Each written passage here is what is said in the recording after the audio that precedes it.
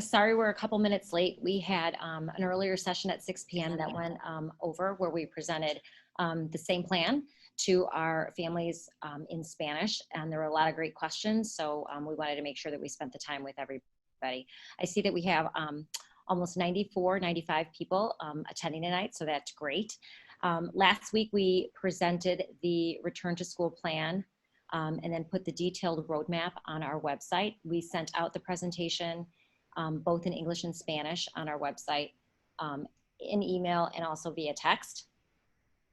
We also put the detailed plan, the roadmap for how we plan on opening schools for a safe start for in-person learning, as well as a declaration of intent for families to decide if they were going to choose in-person learning or remote learning.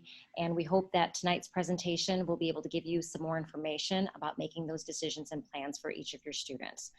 So we're going to go through a presentation, give you a brief update. It's going to be myself, Dr. Duraka, and the three principals going over each school-specific schedule.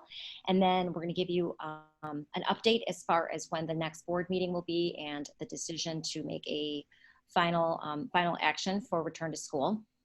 And then we're going to give anybody an opportunity to ask questions, and we'll respond to them to the best of our abilities in the time that remains. So again, thanks for coming tonight and attending, and we're going to share our screen with you so you can see our presentation.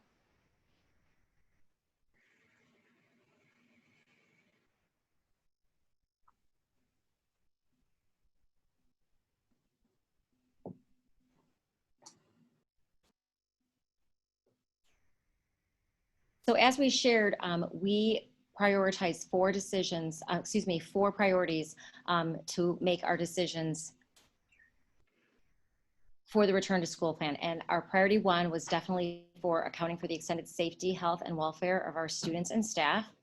Priority two is making sure that we provided rigorous and relevant teaching and learning experiences for all of our students. Providing social emotional learning support and connection and resources was priority three. And throughout this entire process, when we started in March through now, is to make sure that we communicate clearly, transparently, in a timely and relevant manner. So ISB, which is the Illinois State Board of Education, back in June gave us three options to choose from: in-person learning, distance learning, and a hybrid, which is a balance of both. Based on family feedback as well as staff feedback, they wanted more consistency, every day doing a similar schedule for consistency, for clarity, for cohesiveness. So based on that, the district leadership team put together two options for our district. The first one was in-person learning, because that's where we know that students make the best connections. They connect with their teachers, they connect with their peers, and we would do so by following the District 76 safety guidelines in order to stick with the traditional school day schedule. Then for those families who chose not to send students back for in-person learning, we provided a distance learning academy, and this would be full-time distance learning through their assigned schools. Students wouldn't physically attend schools, but would participate in virtual learning from home. It would be similar to what we did in the spring, but participation, grading, attendance would definitely be accounting this time as far as instructional delivery. We would go live, we would have virtual instruction, interactive videos, and independent work, and it would vary according to grade levels. And also the distance learning program will be taught by teachers from your child's school and or grade level. We have the link for the detailed roadmap. This slide shows only about 7 slides, but as we shared earlier, the District 76 roadmap is a 10-page document that outlines step-by-step the curriculum, the logistics, and the operations for how we would have a safe start to returning school, both for in-person and district learning options. I'm going to turn the presentation over to Dr. Duraka, who's going to talk a little bit about our school schedules and the requirements of what in-person as well as distance learning will look like for our return to school. Thank you, Dr. Sharma Lewis. Yeah, just to continue with some general information related to the school day and how it might look in both in-person learning and distance learning. Students would, generally speaking, attend 5 days per week, following a traditional school day with traditional instructional minutes to the greatest extent possible. Courses related to enrichment or special ed services, English language services would continue to be provided based on individual student needs. As we are moving forward, we're looking at aligning those students who choose in-person learning and teachers who are able to attend in person to be able to finalize all of our details. And then just one general bit of information that ISB, or the Illinois State Board of Education, does require a 5-hour instructional day. And for those people who would choose distance learning, or remote learning rather, it would require that there's 50% of their instruction is synchronous. And so those terms are defined below, which is synchronous learning, meaning that it's occurring at the same time. It's live instruction, either online or in person, where students and teachers are interacting through video conferencing or other real-time interaction. The district platform that we utilize is Google Meet or Seesaw. And then so opposite of synchronous instruction is asynchronous instruction, and that's where students might be directed to be learning on their own. Recorded instruction might be provided for them to watch, and learning might be self-guided. So at this point, and I even just recognizing the first question, at this point, we are looking at current information. Things are certainly subject to change and for our final return to school plan.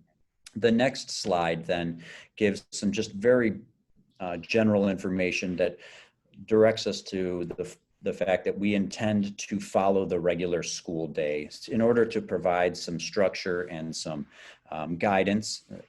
We wanted to, to the best of our ability, mirror the school day. So we've provided what would be the traditional school hours there in the next slide. The building level principals will go ahead and discuss a little bit about the details of their instructional minutes. So Dr. Fredericks will start off with Diamond Lake School. Absolutely.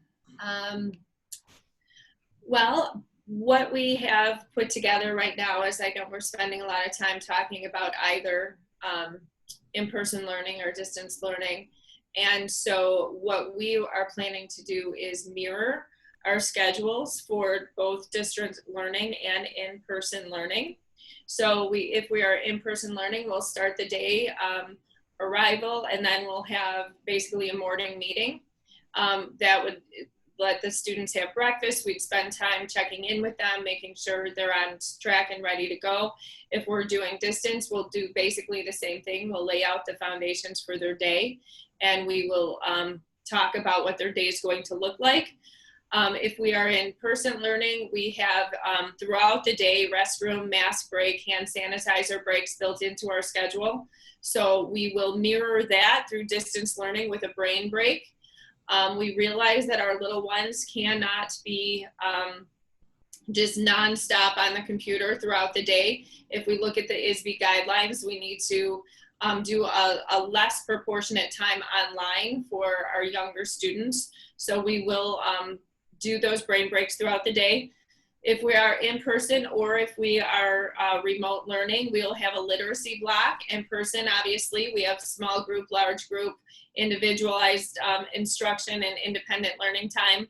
And we would mirror that with distance learning by providing students the opportunity of mixed direct instruction as well as independent learning activities.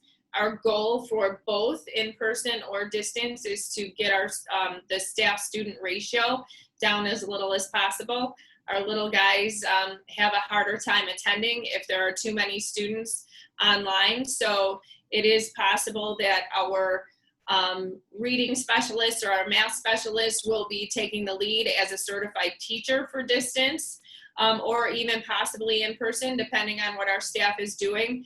But regardless, our students will have a robust learning experience.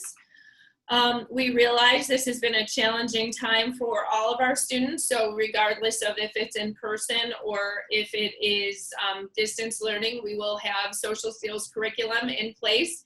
We use second step programming, PBIS, as well as zones of regulation.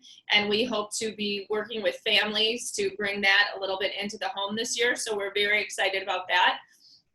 both in person and online. We will have specials built into every teacher's schedule so that the parents know the schedule at the beginning of the week, and it's going to be consistent regardless of whether or not we're in person or online. We will have math instruction. Our goal again is the same smaller group instruction so that we can optimize our learning experiences.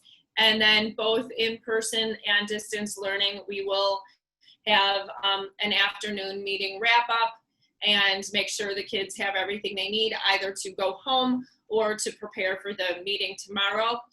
Some of that might also then include learning links for families to work independently with their students, possibly in the evening or when the families get home, because we do certainly understand that sometimes that learning is going to take place based on the family schedule. So our goal is to really work closely with our families and meet the variety of learners that we have. Mr. Preble?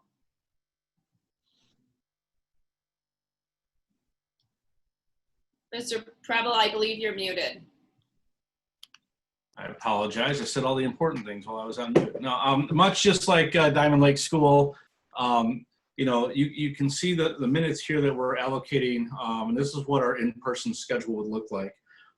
The objective is for the remote learning to make it as authentic as possible. I know we all experienced what we experienced back in the spring. That was a different story and a different time. We have more time to plan and more awareness of what we need to be doing, especially with driving the curriculum instruction. So based on these minutes, we're working in teams to develop what that delivery would look like. Again, we have to look at our numbers, you know, what our students look like so we can look at rosters and grouping, things of that nature. But ideally, the objective is to go through each of these components of the day and provide an authentic experience for the remote learners that mirrors what's happening in the classroom. And it's all about, at the intermediate school, it's all about the scheduling of those lessons so that we have live instruction so that students in the classroom and students at home are experiencing that same message. But then there's also going to be time built in so that the teacher can work with the students that are in the classroom as well as the students that are at home. So you get more of that personalized learning. So we're making sure that students are getting what they're needing for the skills. But as you can see on our schedule, you know, our math and our ELA blocks are what they've always been, you know, 60 minutes math, ELA 120. Social studies and science will rotate 30 minutes each of those, but we can also have the opportunity to roll those into ELA if we need to. And also we'll have our SLA for our dual language kids, our Spanish language arts, which is 120 minutes a day. But like, as Dr. Fredericks mentioned in her plan, social emotional learning is a big part. This 30 minutes is a minimum. I'm currently working on the master schedule to have the first hour of the day be homeroom morning meeting, social emotional learning. These are times to set up the day for the students, work on social emotional experiences. We know we're getting these kids back in school for the first time in a long time, making sure they're comfortable with what is happening, but then also, you know, using this time to teach expectations about social distancing, wearing the masks, what it will look like when we schedule in mask breaks, you know, washroom breaks, and what the logistics of the building are so that students can get comfortable with that and are understanding the what, the why, and how we're going to do things. And we'll have our specials as usual. Mr. Cunningham.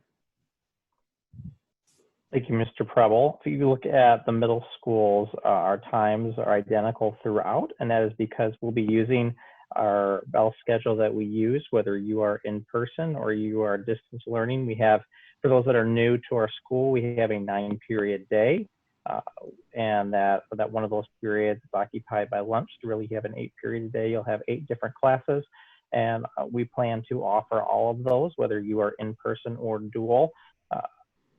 Because our teachers are so specialized and we offer 4 levels of math at 1 grade level or 3 levels of ELA, it's very important that each student gets access to that teacher that teaches that class. And so we've been working very hard on how to structure, as Mr. Preble was alluding to, how do you structure lessons that are able to be utilized both in person and in distance, using clear learning targets, having that time for students to interact interact with one another. We'll utilize programs like GoGuardian for teachers to provide feedback to students as they're working. And we're building that framework really as we begin to move toward the fall, and much differently than you may have experienced in the spring, where we were using an A/B schedule, which was very different than this. The SEL curriculum is extremely important right now with what our students have experienced in the disruption of their education. We have a couple options of how we'll deliver that. We do have a period called advisory that's in lieu of band. We also have a schedule we're developing called the extended homeroom schedule. So in the morning we can provide that, and that teachers will work together and partner up on that so we can have students supported both that are in person and remote to make sure we're meeting those needs. So it does say synchronous and asynchronous. Essentially what that means is that every student in either environment will get live instruction from the teacher, and there will be an opportunity then to work independently or in small groups on activities and projects that are really are robust and are rigorous and are relevant to what our students need, and we're moving those learning standards forward.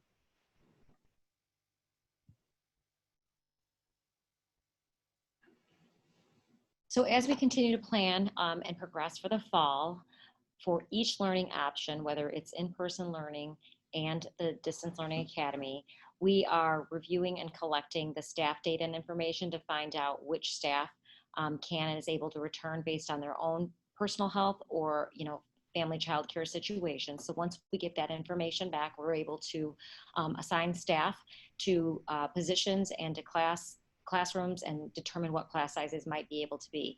And with that goes hand in hand is review and collect the declaration of intent from families. And I know some families are waiting until this presentation or tonight to be able to answer those questions, to submit those forms.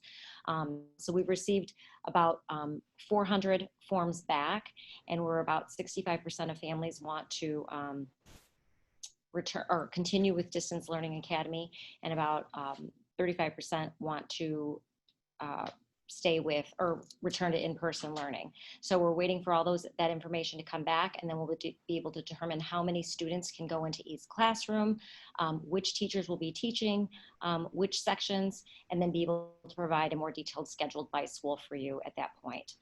So principals continue to develop and communicate school-specific schedules.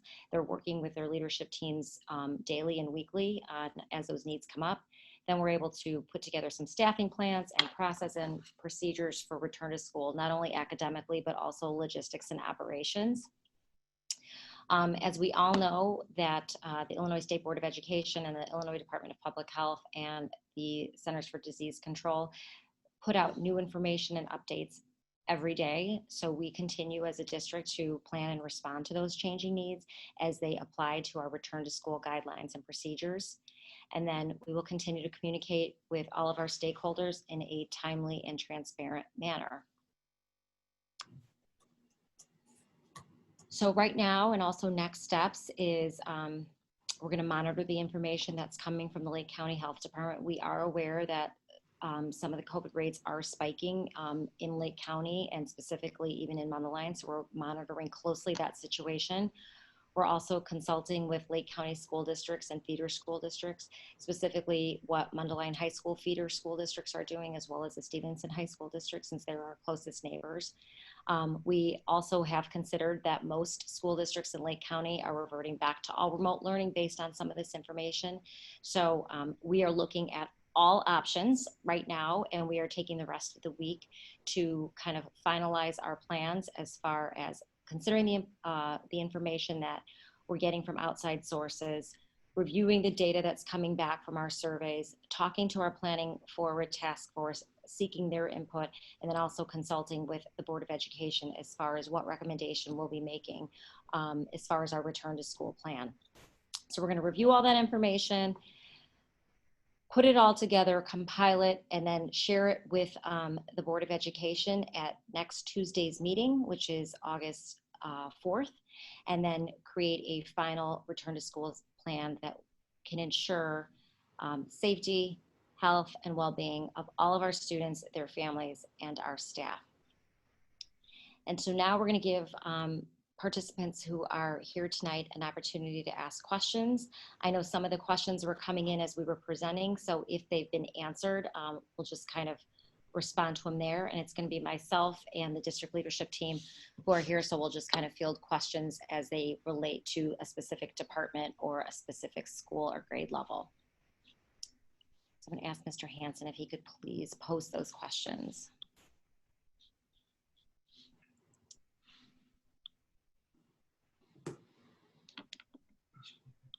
Okay, I can't see up there, so I'm gonna look at mine. Okay. So the first question is, with the rising rates of the virus and many of the local districts changing their fall plan to remote learning, has the district leadership team started to consider remote learning for the fall? The answer is yes, we have, and I think I alluded to that in our presentation. We're looking at all the data and all the information that's coming out, and we will make our final recommendation to the Board of Education next Tuesday, August 4th at their meeting.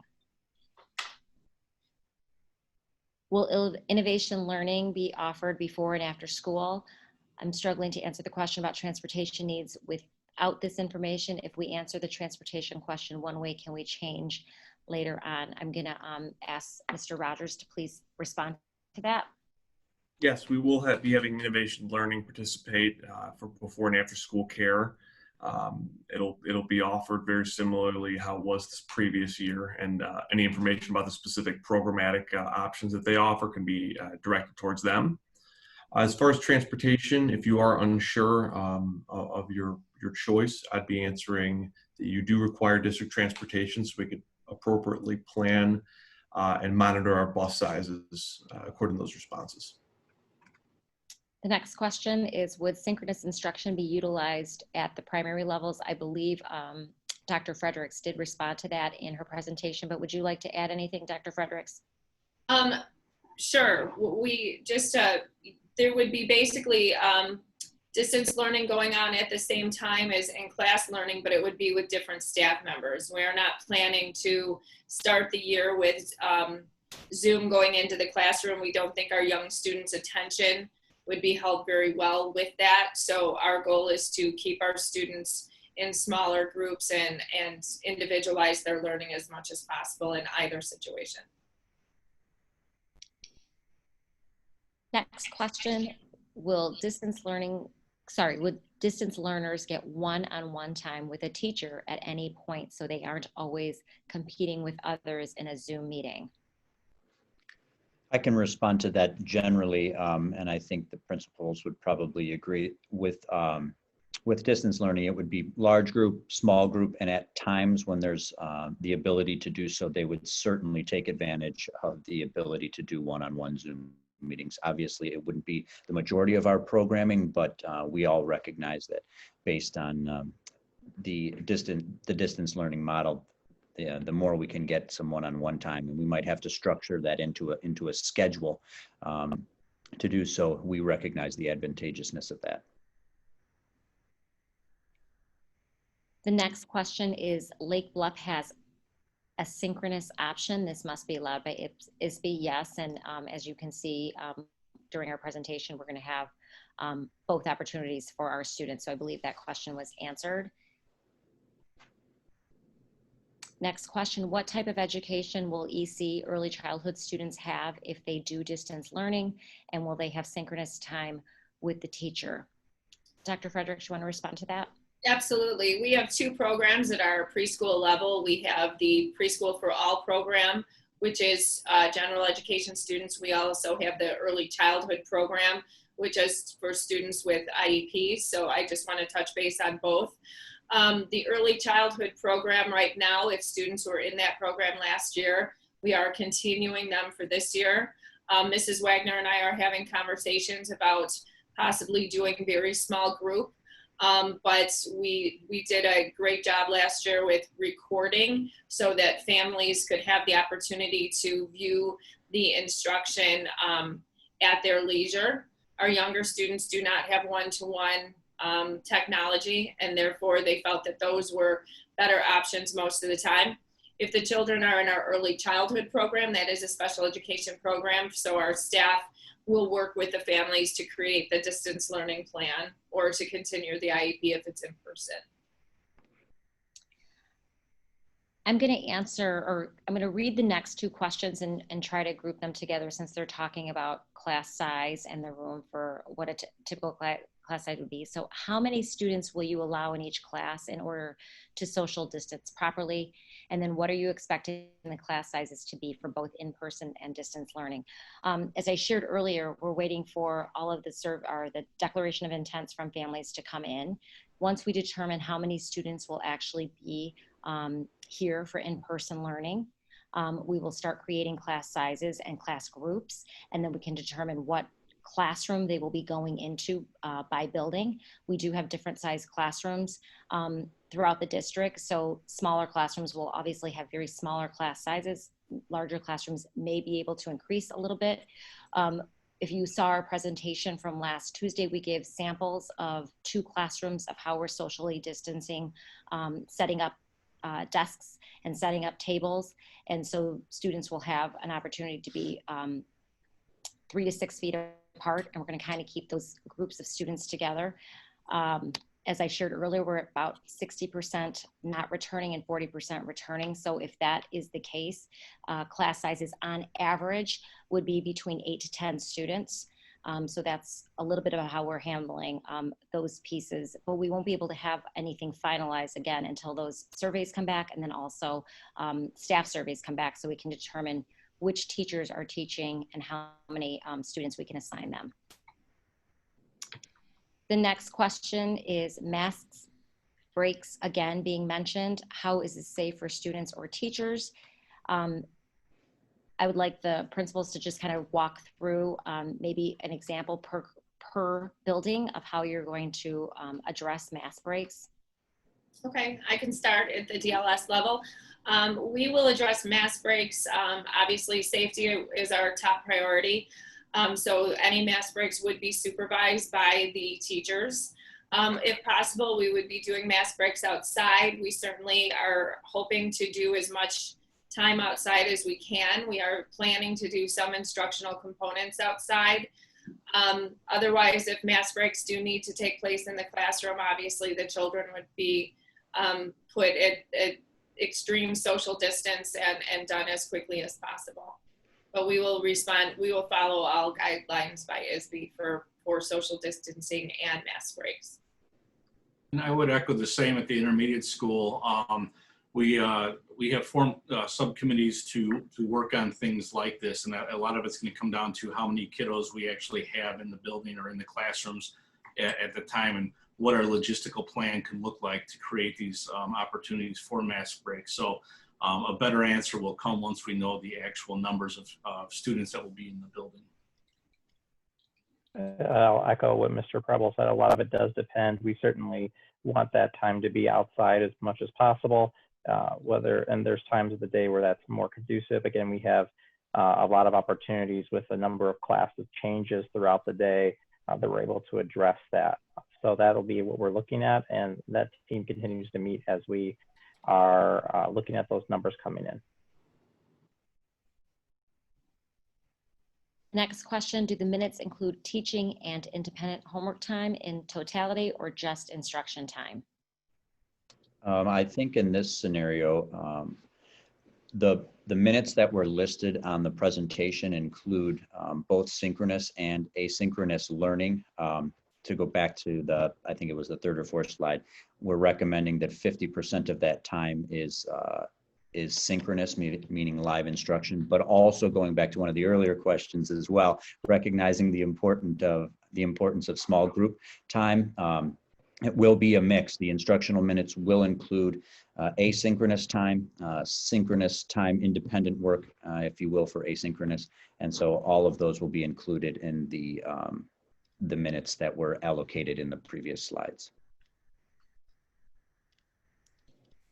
The next question, how much time will Diamond Lake School in-school students be stuck at their desk versus be able to change rooms, learning settings, not including restroom breaks? Dr. Draco spoke at the board meeting about learning outside, using tents, that the hallways are wide enough to have two-way traffic, etc. So I know the second part was the comment, but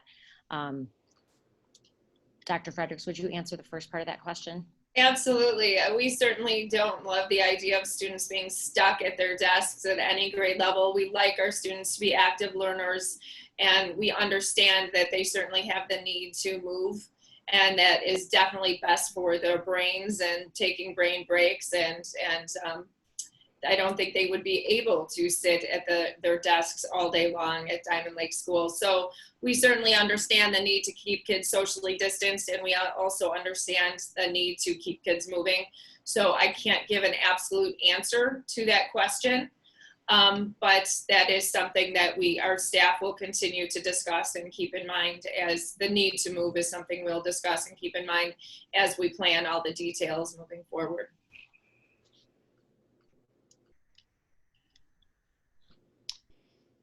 The next question, the school board has not approved the plan. However, so why ask us what we want? The school board can still say no, correct? We presented a plan last Tuesday. We're still reviewing all information. As I shared in the last slide, we're looking at our surrounding districts. We're getting updates from Lake County Department of Health.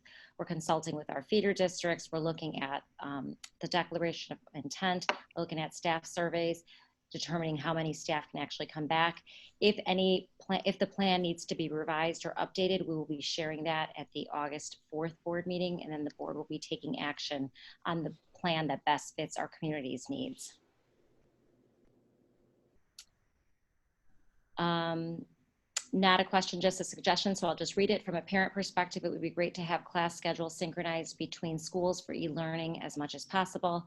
For example, all kids have lunch between 11 or 12 and breaks time to be at the same time, especially for the elementary and intermediate kids that might not be able to tell time or set alarms on their phone.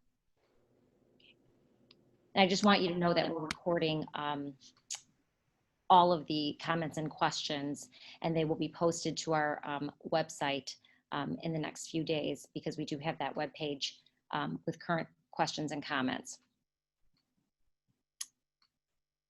Next question, if the district decides to go remote, will there be alternative option for students with IEPs that do not do well with distance learning? Mr. Dole, do you want to respond to that? Yeah, so we'll be working as we get closer and closer to starting the school year. We'll be working within our IEP teams to just on a case-by-case basis to review student needs and make sure that we have a plan in place to help them access the education to the best of their ability. So that'll be a work in progress as we go, but we'll work individually on those student needs. Thank you. Next question, will students have the same teacher that was announced already for remote learning at Diamond Lake School? We have not announced teachers for Diamond Lake School yet. Am I misunderstanding the question?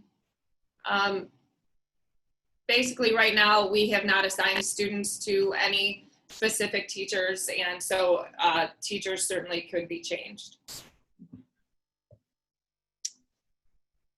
The next questions, there's two, so I'll let Mr. Rogers respond to the first one, and I want you to know that there is a detailed roadmap return to school that specifically outlines the medical and safety procedures. So what course of action is taken if someone at the school tests positive for COVID-19?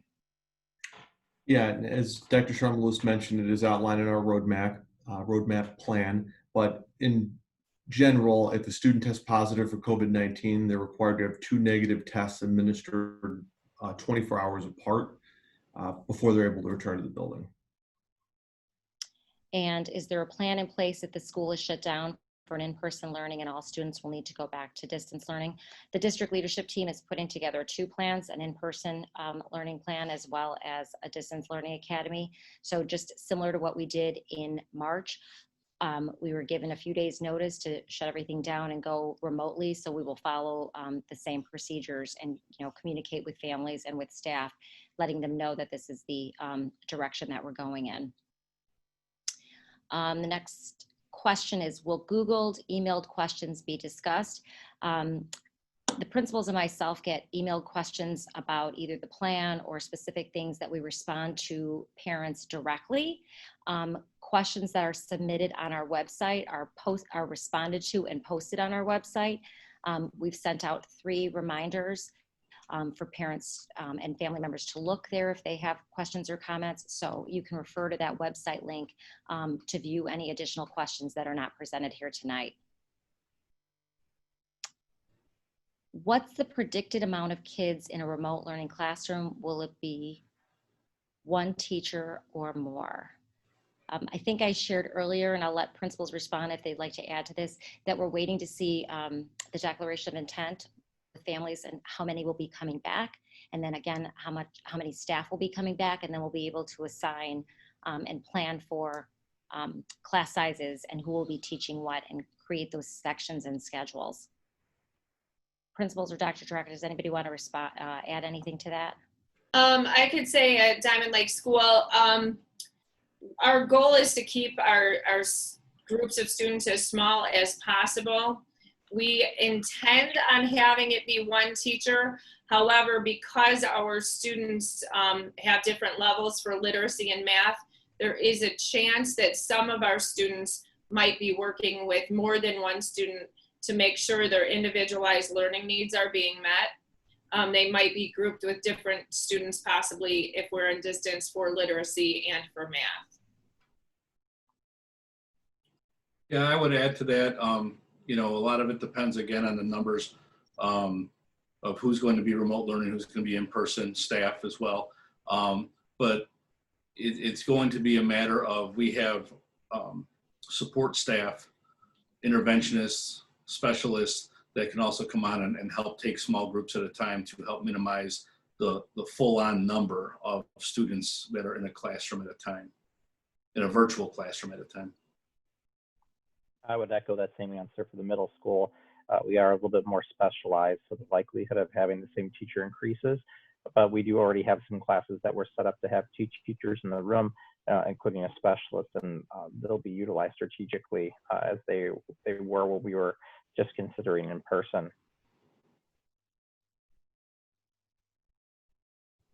The next question, distance learning students were responsible for logging attendance for the day. Will this change, and will I be notified if my kid fails to do it? Mr. Preble? The short answer is no. We're going to have, we're looking at ways for our staff to utilize PowerSchool to log in attendance. We practiced this over summer school this year, comparing both student logins and teacher login. And obviously the teacher login was much more accurate. So we'd like to own that a little bit more. And yes, we will be notifying families if students are not attending the virtual classes. Again, going back to the beginning of the presentation, you know, attendance is expected, and so therefore you would be notified if your child was not on board. The next question, we have a child that attends middle school. What platform will the teacher use to allow for visual instruction capabilities that differs from the spring? Mr. Cunningham, I'll do you jump want to respond to that? Yeah, I'll jump in on that. So our learning management system has been Google Meet primarily, and we will plan to use that, especially because they've made a number of upgrades to what they're able to do. And that includes being able to break students out into small groups, the lag time of teacher being able to present their screen and being able to control student attendance and muting when they're able to participate. So that system is they worked very hard after the spring to make them more interactive, and we've been working with Mr. Hansen's been great about applying some of those updates. Additionally, like I mentioned, I may have mentioned it in the last presentation, we'll be utilizing GoGuardian as well. That also allows for teachers, as they see students working, to monitor and provide feedback, and there is a video feature with that. There are some other things, Flipgrid, and there are some subject-specific things. But in general, we really want to stay as consistent as we can within the Google Meet framework. Okay. Next question. My son is going into second grade this year for remote learning. He will be doing his online. Will he be doing his online learning from 7:40 to 2 p.m.? I'll certainly take that one since it's about a second grade student. One, I certainly want to just stress for everybody that we do take all of this feedback to heart. And I know some of the suggestions have been for all 3 buildings, if we are remote, to have a consistent schedule. So obviously, if that were the case, that 7:40 would change. Beyond that, in turn, we will have a schedule for each child. So what they are not expected to be sitting online from, let's say, 8 to 3, but there will be opportunities throughout the day to interact with specific times with the child's teacher. So, but the parents will know that schedule and will know in advance. But there will be opportunities to be working directly with a teacher, and there will also be opportunities to work independently. So, but everybody will have a schedule. But if the question is, will they be asked to sit at the kitchen table from 7:40 to 2 p.m., then no, that wouldn't be the case. But we certainly would expect them to participate in the learning opportunities that are directly with a teacher. I believe the next question was answered in our presentation, and then also personally, how will mass breaks be conducted and where? I think the principal's answer to that. Again, outside as much as possible. We have some green spaces. We've rented 2 outdoor tents for each of our campuses. So building principals will come up with specific schedules as far as how many classes and how many students can go outside for mass breaks. We also have here at West Oak Intermediate School a courtyard. So we'll determine that if there is inclement weather.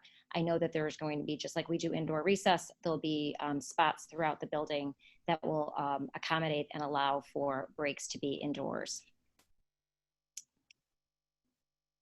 The next question, 65% of students want remote at this time. And again, this is just based on the surveys that we received. Will they still have small class sizes, or will the in-school be small and the rest lumped online? I think as a district, we prioritize small class sizes. Our class sizes right now for K through 5 are about 20 or less. And at the middle school, it's between 20 and 25, depending on the specials and on-course classes are a little bit higher. So we will continue to follow that same model. We can't give exact numbers at this point, again, until we determine which students are coming back into which learning option, and then which staff are available to teach in each learning option. But we're going to continue to prioritize small class sizes in both learning options. The next questions, will in-school students be learning on computers at their desks or able to use paper and supplies as normal? Would you like to respond to that by school? And then, so we'll start, let's start at the middle school with Mr. Cunningham and then go to Mr. Preble and then Dr. Fredericks. Sure. So obviously each of our answers will probably vary a little bit depending on the level, but we will have a lot of the work on the computer. For one, we want with the, I know the question kind of says as normal, and unfortunately we're not in a normal situation, and we want to minimize the amount of things getting passed out and more than one student using the same material. So, and also at the middle school level, we'll be balancing a distance and an in-person environment that's very distance conducive as well as in person. So a lot of work will be on the computer for those that are at school as well. No, I can't, again, does that affects PE and art class per se, or chorus and band a little bit differently? There's a general rule that will be what we will be looking at more computer work. I would totally agree with that. There are certain consumable items such as our math workbooks that we have that obviously we want to limit, not limit, but eliminate, sharing of any of the supplies. So, students would have their writing utensils at their space, their workbooks, their journals, things of that nature, so that we're not passing things back and forth. A lot of learning will be, it will utilize the devices, but the devices aren't there to substitute all of our learning. It's, obviously we're a one-to-one district, so we do work with those devices heavily, but that's not the exclusive delivery of our content, nor would it be for remote learners at the intermediate school level. So things, as I mentioned, that math workbook, if you're going to be learning remote, we will get that to you so you don't have to depend just on a device for your content. At Diamond Lake School, we certainly appreciate and embrace the traditional materials and resources. We also balance online, but for the most part, we do more paper, pencil. It's good for our kids to cut and write, and they're learning how to use just the basic technology tools before getting into online. So we will also do a little bit of a combination of both, but in person, we will do more traditional resources. Our next question: is 50% the goal threshold for synchronous learning? Or is there a possibility for greater percentage of live interactive learning? With a 5-hour school day, that leaves 2.5 hours of independent work, which may be too much for kids outside of the middle school level. Yeah, I think I'd like to answer this one if you don't mind. I think that if we look at asynchronous and synchronous learning as completely independent of one another, it might be viewed that kids are learning for 2.5 hours of independent work. But really, it should work sort of synchronously, if I can use that word in this context. But it should really be a platform that allows for direct instruction to students and the potential therefore for independent or small group feedback, along with potentially some informal or formative assessments that take place and an opportunity for independent work. So all of those things should really be taking place within one structured class period or time frame or lesson. So I don't want it to be thought that a lesson would just include a time for a teacher to teach and then a time for kids to be independent. Those things should be interworking. And so it might be, just for a brief example, 10 minutes of direct instruction for a teacher, 10 minutes for the kids to work independently, then potentially a small group for 10 minutes, and then potentially an informal assessment to help give student feedback. That's just a very generic example, but I want to ensure that our platform for remote learning will certainly be improved from the spring, and our goal is to do that. Thank you. Next question: I see the platforms listed as Google Meet and Seesaw. Will this be universal? Previously, I had one child in Zoom meetings and using Class Dojo and the other in Google Meet and Seesaw.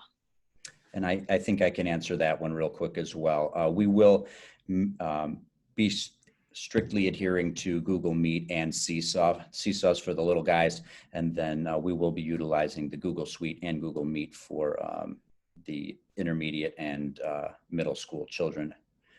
So yes, we will try and simplify that for all of our families to ensure that it's a little bit easier to navigate. The next question, will there be a face mask requirement such as homemade or medical mask disposal mask? Disposable, yeah. Medical mask, disposable mask. Mr. Rogers, do you want to respond to that? We're just going to be recommending any face mask the CDC or Illinois State Board of Ed recommends. Currently, washable cloth face masks are an acceptable form of face mask. It's required to be washed daily. The district will be providing those for students, but also disposable medical masks are also an appropriate form of face covering. So the district does have each that it can be providing. Thank you. The next question is, what's the district's threshold criteria for making the call to move to full remote decision? So as I shared earlier, we're looking at all of the information, all of the data, consulting with neighboring school districts, and then researching everything this week, looking at the survey data that's coming back, and then making our final recommendation to the board next Tuesday on August 4th.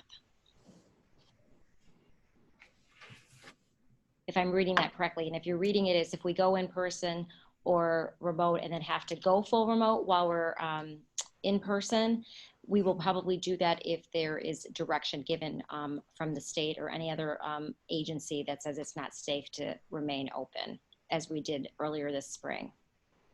So I hope I answered it in both ways. The next question is regarding younger learners, first grade, etc. What additional preparation or changes can be expected to keep the attention of the students and keep them on task? Has any special education for educators taken place considering the differences? Yes, we have been having ongoing professional development, especially as we learn how to navigate our way and take online learning to a whole different level or a little bit deeper level.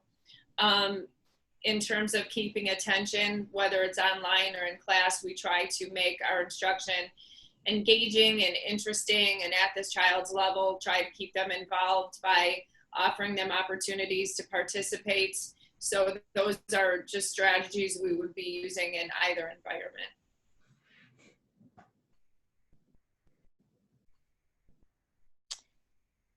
The next question, you gave an estimate of 8 to 10 children per classroom based on current percentage of families interested in returning to in-person learning. However, this can only be the case if you have the same number of teachers. Won't some teachers be teaching distance learners? And the answer is yes. Again, based on when we get the surveys back from teachers as to what they could do, what their personal situation is, we'll be looking at class size and numbers, and then assigning teachers to their grade level and what sections that they can teach, whether it's in-person learning or distance learning. Next question, if a child sent home due to lingering, sorry, it just went off my screen. If a child sent home due to lingering cough or other symptoms, do they switch over to remote learning immediately? Mr. Rogers, do you want to outline what you have indicated in the medical part of the roadmap? Yes, if a child is sent home and they have, for instance, a fever, they're required to remain fever-free for 72 hours without the use of fever-reducing medication before they can return. And then we're encouraging everyone to be, if they do still have a fever after those 72 hours, that they get a COVID test before they return to school. As far as the switching over to remote learning, that would only be if there was a case of prolonged absence for that student, but otherwise they could return after the 72 hours if they have no fever.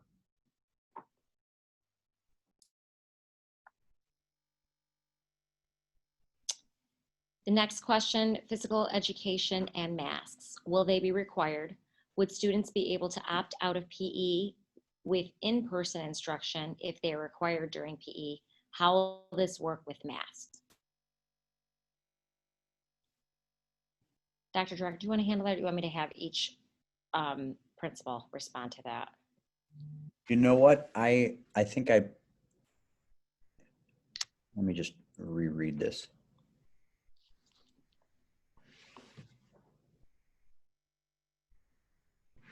You know, if students are in person and there is some sort of medical, I would assume that if there was some sort of medical requirement that they not wear a mask, or it's going to present, you know, a health-related issue, I think we would make those accommodations. Just using prudence and common sense at this point. If a child is not comfortable participating in a physical activity because they're wearing a mask, I think it would be in our best interest and his to have him be in a situation where maybe he's allowed to not participate for his or her best interest. I'm not sure if I answered that completely.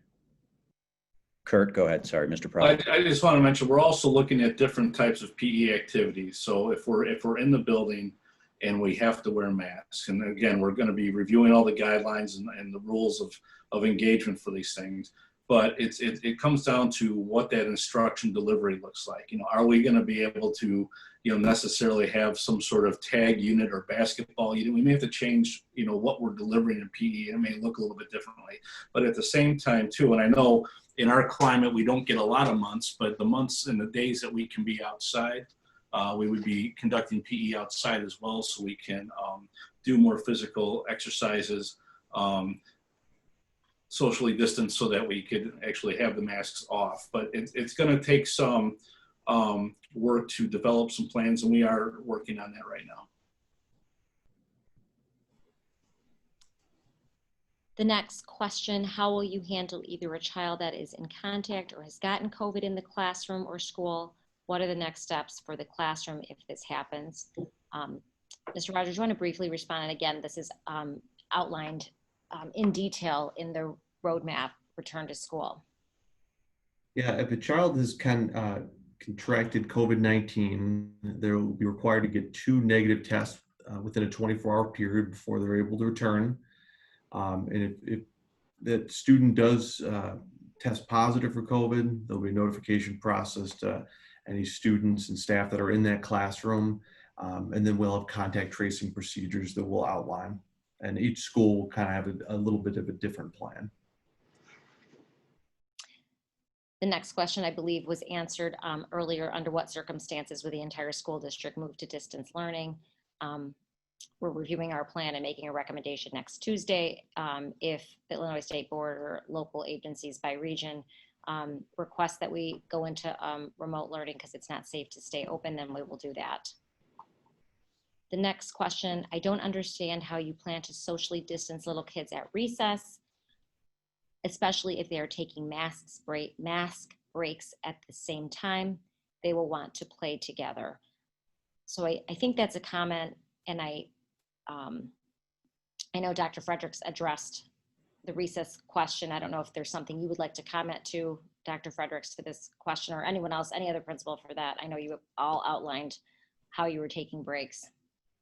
We certainly understand that is a challenge, and we're having a lot of discussions around that challenge. We are talking about in our building schedule, not necessarily having recess attached to lunch, but having classrooms do recess independently so that the number of students is minimum and we don't have a whole grade level or 50 students outside at once. But we certainly are having discussions about strategies we could use to keep the kids distanced outside.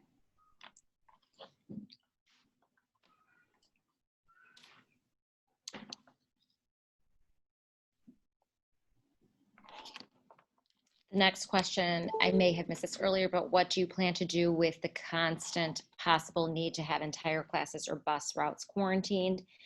Would it just be easier to start remote and reassess in a few months? I'm gonna let Mr. Rogers answer the first part of the question. I believe we did respond to the first or the second part of the question about how we're reviewing information right now to make a recommendation to the board on Tuesday.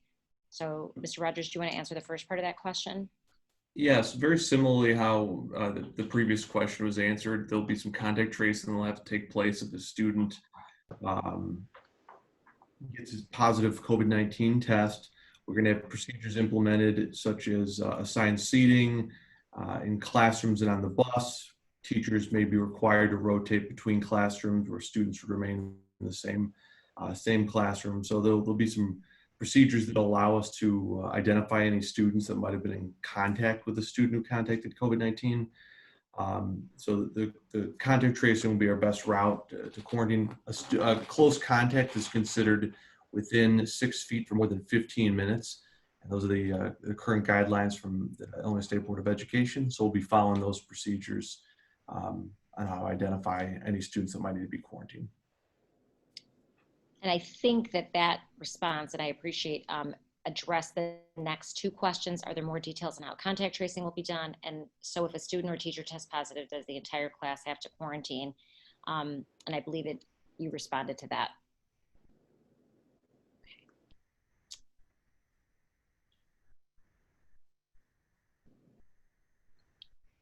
Next question, are family members of students who get COVID-19 required to report that to the school?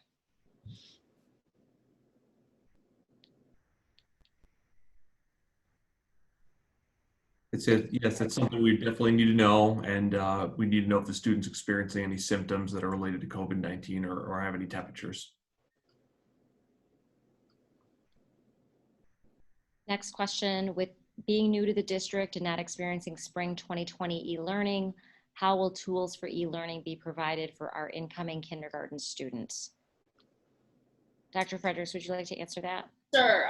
Well, we will be providing more information. I'm assuming then that your child is signed up for August 4th to do our kindergarten screening, and we will be providing more information then.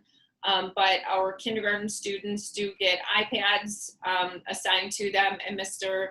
Hansen, our Director of Technology, will be setting up a time for families to come and check out those devices.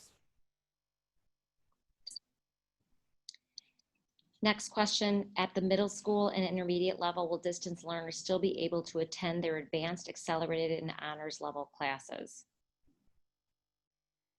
The current plan at the intermediate school is yes.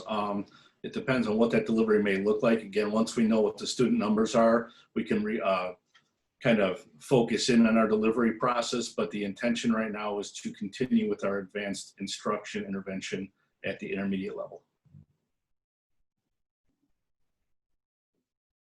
Sorry, I was on mute. At the middle school level, again, the advanced accelerated classes are an actual class period, a dedicated period, so the students will retain that place in their schedule.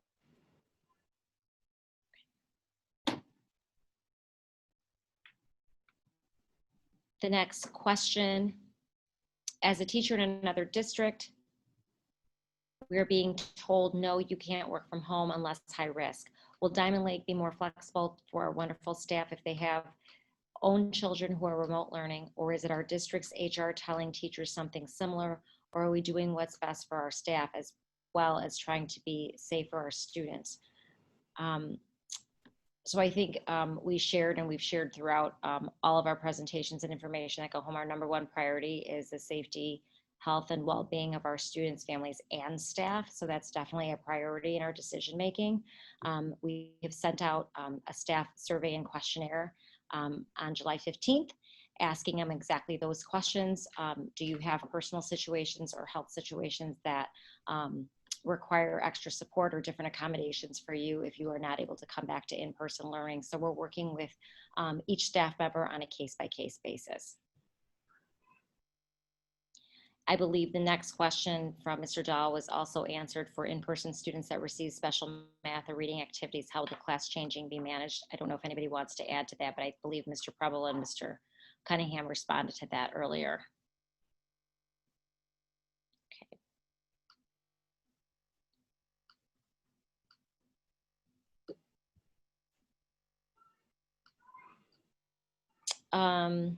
The next question is from, you mentioned that 65% of those responded selected the Distance Learning Academy, 35% selected in person. What percentage of the district population has already responded to the intent survey reflecting those stats? 54. Mr. Hansen is just sharing with me across the room that it's 54% of our staff, of our families have responded to the survey. So a little bit more than half. Next question, if a student is sick or required to quarantine, will they be able to switch from in-person to remote learning until they're able to go back into the classroom? The answer is yes. And we'll work, again, on a case-by-case individual basis.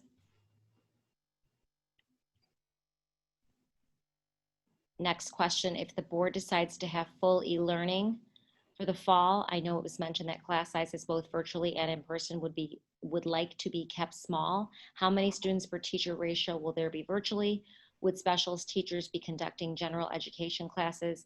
Are there enough general education teachers to deliver instruction? Do you want me to respond to that, Dr. Drucker, or do you want to? Yeah, I think if we were to go virtually in the fall, we would have similar class sizes, generally speaking, as we would in person. And so it would be, as you had mentioned before, Dr. Sharma-Lewis, we typically have class sizes around 20 to 1, generally speaking. And then would special teachers be conducting general education? You know, in order to keep with our model, with our instructional model, we would have our special teachers providing the the educational services that they would traditionally provide. Thank you. And, yeah, sorry. And yes, there are enough general education teachers to deliver that instruction. Sorry, there's several parts of that question. No problem. Thank you. The next question, will grades be determined using a standard grading model or a pass-fail be utilized? Yeah, generally speaking, just going back to the ISB guidelines, that, and this is something that's different from the spring. Grades will be recorded. They will be a traditional grading model at this point. Something that, I mean, we wouldn't want to change at this point.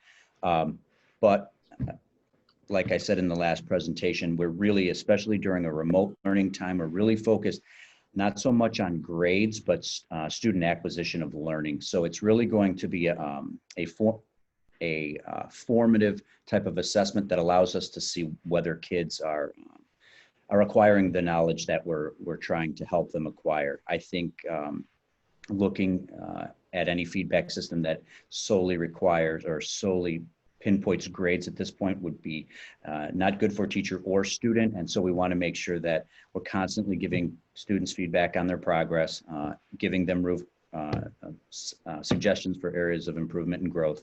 And so we're going to use a traditional grading model, but we're really focused more so on learning than we are necessarily at this point with a distance learning academy than on grades. The next question, will additional support tools be provided to parents of dual language students to help them continue their students' second learning and application at home? I think in this, sorry, Mr. Preble. Go ahead, Dr. Draga. Sorry, in this case, in this scenario, we would continue to, again, to the best extent possible, allow for the instructional minutes that are supported, that our dual language supports to be continued in either the in-person or dual language model, or excuse me, or the in-person or distance learning model to support the language acquisition of dual language learners. Mr. Preble, sorry if you wanted to add something further. No, I think you said it well. But I wanted to, I would add to that again, it's that relationship building. And this isn't just for dual language, but for all classes and all families and the teachers, you know, making sure that you're in contact with each other so that we can have the child be the most successful that they can be. And that's, you know, if we learned one thing during the spring with remote learning is that was absolutely the key to any success, was having that two-way communication. So I would say if there's anything, whether it's dual language and learning a second language, because obviously that's a struggle for a lot of our parents at home. But, you know, so are some of the other curricula that we present. And that's the nature of what we do, building those relationships with your child's teacher to make sure that we can help you help your student at home. And I'll add a little bit as well that the nice, really when you're talking about language acquisition, you've got your four modes. You've got your speaking, reading, writing, listening. And it's a great point that in general, parents don't maybe have proficiency in the language. There are opportunities that can be provided to build student skills, whether it's in any of those modes. And we'll need to provide students opportunity to interact with one another in both languages. There's opportunities to do a simple listening at home, whether it's things that staff members can connect them to. There's a lot of opportunity to build for parents to support it. Great, thank you. Next question, has the school invested in additional resources from spring to now to enable teachers to teach, plan, lesson more effectively virtual? Yeah, and I think, even right now, teachers are being offered additional professional development resources for how to effectively implement remote learning. In addition, as teachers come back to school during our institute days, and part of our professional development plan will be to invest in our teachers to help them deliver a more robust online learning plan. Again, some of the high leverage points for online learning moving into the fall are going to be attendance, participation, a more structured and accountable system, really just to give more form and function to our plan. As Dr. Sharma-Lewis had mentioned earlier, when we went into it in the spring, it was sort of triage and emergency mode. But now that we've had an opportunity to look at some ISB guidance, reflect on some of the practices, I think we'll be able to implement a more effective model. The next question, I don't know if other parents experience this, but it was hard for me to provide my kid the supplies the teacher requested for an assignment. Can teachers provide a list of supplies students will need for that particular week so my kid is able to complete the assignment on time? I'll just respond to the group because I know this is feedback that we received from other families as well as other staff members.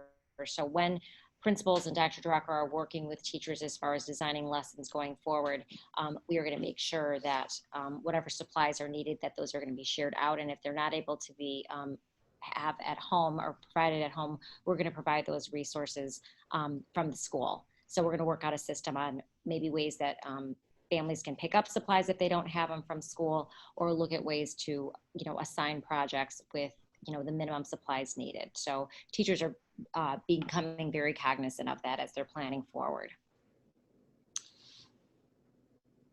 The next question, if students take off masks often or put below nose, both not safe wearing situations, will that be an enforced issue?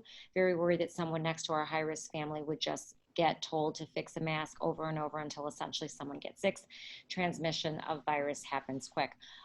I'd like to just respond to this, that the board will be adopting a policy on Tuesday for specifically that of a mask. So it'll be a policy as well as procedures.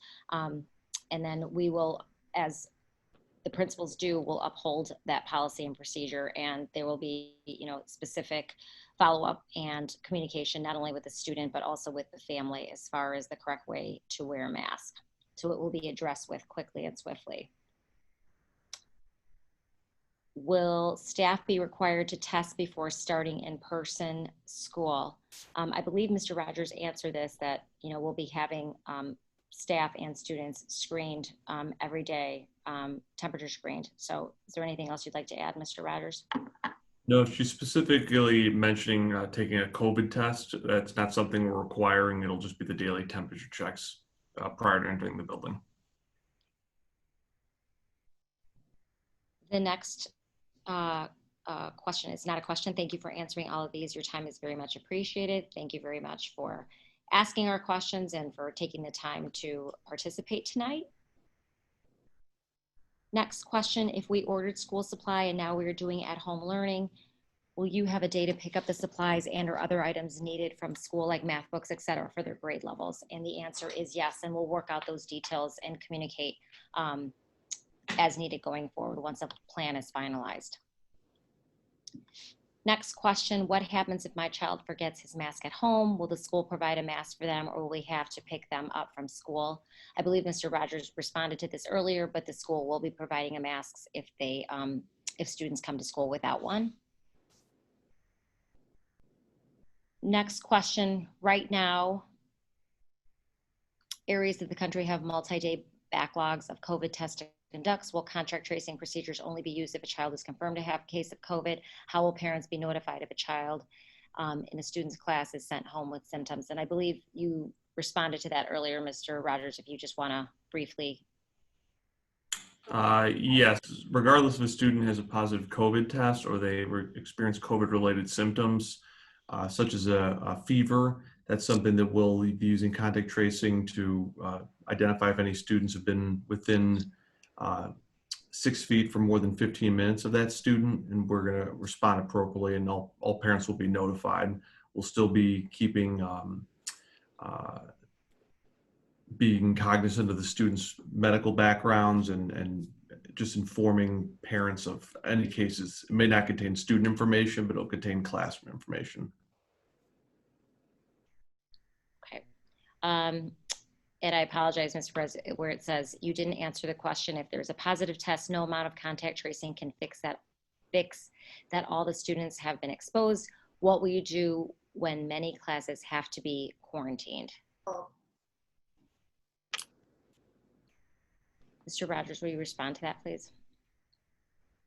I guess if I'm gathering her questions, what's going to happen if there are multiple classrooms that are exposed? If that's the case, we're going to be utilizing proper cleaning procedures to clean the facility and determine when an appropriate time is to reopen. And I'd par- also add, sorry, Dr. Sharma Lewis, No, go ahead. I just, Go ahead. you know, in my many conversations with Dr. Sharma Lewis and Eric Rogers and I, we've recognized the importance of utilizing the Lake County Department of Public Health as some of our guidance. And so we will be in contact with them to seek their guidance and their protocols for dealing with a situation that you mentioned, Ms. Perez. And not only that, I think too, and thank you for adding that, is just communicating with the families that are involved as quick as possible and making sure that they have all the correct information. If we choose in-person now, but change our mind to remote learning, is that possible? And the answer is yes. We just need to, we're asking families if they choose remote that they have to stay remote for the entire time, because we don't want to cross-contaminate by bringing new students into an environment when certain students have already been together. So and it's more difficult for us to plan for in-person learning. So that's what we'd like to know, as many students that are coming back as possible, so we can make the proper adjustments to our in-person learning environment. Next question. If 5 hours is required, any discussion of a 5-hour staggered day to assist with empty halls, empty play areas, smaller lunch groups. And yes, we are discussing right now specific schedules as we shared in our PowerPoint. Again, waiting for the numbers of students to come back, how many will come back. Again, looking at the staff, looking at class sizes, what that structure will look like. And then if we need to allow for the proper social distancing and all the ISB guidelines, we may be looking at alternate schedules to accommodate that. Next question, how will you determine if a student may need to be in advanced classes this semester versus last year, being in a regular level classes? Will there be exam tests to place children in appropriate classes levels as done in the past?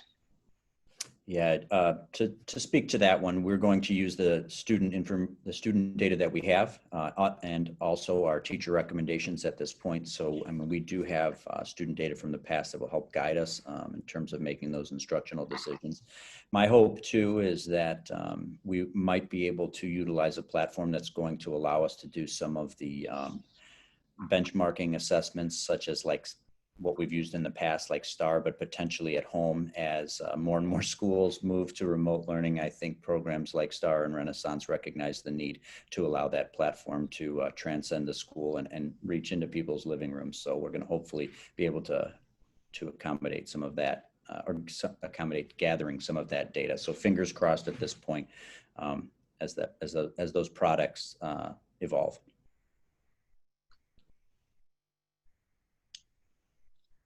Next question, how will positive COVID cases be handled when there are multiple children from the same household be handled? Will all members of the home be required to stay home and in quarantine?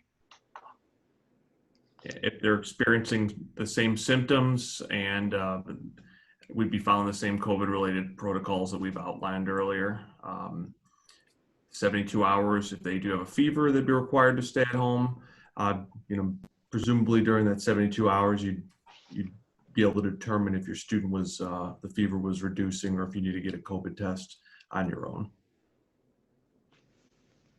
The next question, is the district providing Wi-Fi assistance and meals if needed for families who do not have access need that want virtual, so that all of our students have the chance to choose virtual and money won't force them to pick in person? Absolutely, and this is a Board of Education as well as a district priority. And so we've made this a priority since we went virtual back in March, and the PTO and the generously donated funds to provide those resources. So for families that don't have access to Wi-Fi, we were able to purchase hotspots for them, as well as the district has provided meals since the closing on March 16th throughout the summer for families, both breakfast and lunch, for anybody 18 years of age or younger to come by and pick up meals right here at West Oak campus. Next question, are the Chromebooks for first graders be touchscreen? Will pre-K students receive iPads if they're doing e-learning? Yes, all of our first grade Chromebooks are touchscreen. And in terms of pre-K students receiving iPads, at this time, we do not have plans to pass out iPads to our pre-K students. That's something we're watching very closely, along with recommendations from ISB. Remember, the American Academy of Pediatrics cautions against too much screen time for young children. So that's something we're really trying to monitor and make decisions as we get more information. Next question, do you believe that August 4th provides teachers and families adequate time to plan for e-learning if that is the direction decided? Could there be a change to the school calendar if that decision is made? And the answer is probably yes and yes to both. We're looking at, again, all information possible when making this recommendation, and if there needs to be calendar changes due to more time for professional development or more time to prepare our families to go remote learning for personal situations or resources needed, then we will definitely take that feedback under consideration and adjust the calendar accordingly. And our last question, I believe, or it might just be a comment, Matt and I would like to thank you for the summer school distance learning opportunities for our first grader and kindergarten student. I wish the district could witness the skill and expertise that teachers have displayed. We have a great confidence in the distance learning model. Thank you for protecting our kids, their teachers, and your staff. What a great way to end. Thank you, Mrs. Miller. That's awesome. So I believe that we have responded to all the questions or comments that were presented to us tonight. I want to thank all the families and participants who attended and asked the questions. They gave us a lot of things to think about and reflect on as we continue to plan forward for making our recommendation next week.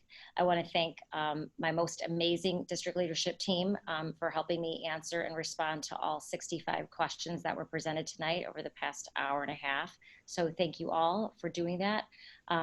We've been spending, as I'm sure you all know, countless hours thinking, planning, and preparing for a safe, healthy start for the start of the school year. And again, your students, your families, and our staff are our #1 priority. So we look forward to continuing our progress. We will keep you informed. Please look for information to come out next week as to what the board direction will be, and we will publicize that and get that out as soon as possible so families and staff can start preparing for next steps. Thank you again, everybody, for coming tonight. Have a great evening.